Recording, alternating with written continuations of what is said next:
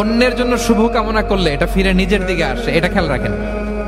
এটা একটা life hacks share করতেছি, আজীবন কাজে লাগবে। অন্যের জন্য যেটাই ভালো কামনা করবেন এটা ঘুরে আপনার দিকে আসবে। অনেকে বলে হুজুর ওর জন্য দোয়া করে আমার কি লাভ? নিজের জন্য আল্লাহ আমারে মাফ করে দাও, আল্লাহ আমারে সমৃদ্ধি দাও, আল্লাহ আমার বেতন বাড়াও, আল্লাহ আমার ব্যবসায় বরকত দাও, আল্লাহ আমার ছেলেরা হাফেজ বানাও, আল্লাহ আমার বউ, আল্লাহ আমার মেয়ে, আল্লাহ আমার আমার আমার সব আমার ভালো আপনি চাচ্ছেন নিজের জন্য, অন্যদের জন্যও চান।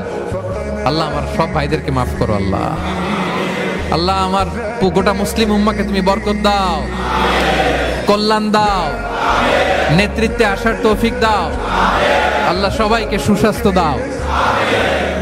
এটা ফিরে আপনার দিকে আসবে।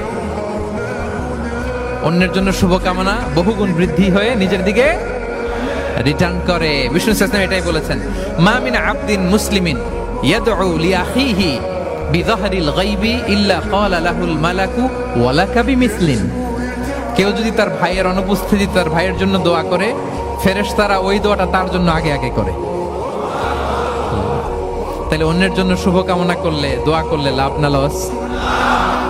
ধরেন আমি মোশাররফ ভাইয়ের জন্য দোয়া করলাম,